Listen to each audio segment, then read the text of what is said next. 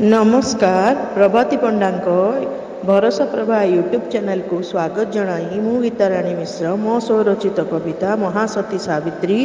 और सावित्री उपवास विषय रे पाठ करने को जाउछि। मद्र देशर से पुत्री से हेले महासती सावित्री पतिंक सेवारे से व्रती सत्यवान हेले तांको पति रूपरे गुणरे लावण्या करी हबनी तांको वर्णना नारी कूल मध्य सावित्री धन्या हित करी नाम रखी जाइछन्ति से अनन्या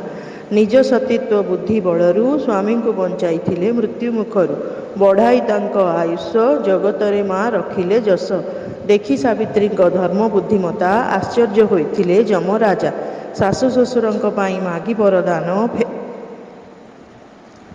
फेराई थिले तांको नयन तांको माता पिता थिले पुत्रहीन वरदान मागी हेला जे संतान महासती पतिव्रता सावित्री माता नाही तांकर परि केही साध्वी पवित्रा तांको पूजा करी नारी सुफल लभ होई पुत्र कन्या युक्त हुए ऐश्वर्य भोग होई। सावित्री उवास पड़े ज्येष्ठ मासरे नारी माने पूजंती प्रति घरे नारी माने पति पाई करंती ए व्रत उपवास रही पूजंती होई शुद्ध चित्त स्वामी दीर्घायु पाई नारी व्रत करंती सुहागिनी होई सौभाग्य लभंती नूतन शाढ़ी शंखा पिंधि अलता लगाई नूतन शाढ़ी संख्या माँ को चढ़ाई मुग पणस आंब कदली ताल तरबुज लिचु सह नानादि फल भोग बाढ़ी पूजा करे ता परिवार पाई आशीष लोड़े पूजा शेष स्वामी गुरुजन पाद छुई आशीर्वाद मागी थाए निज सौभाग्य पाई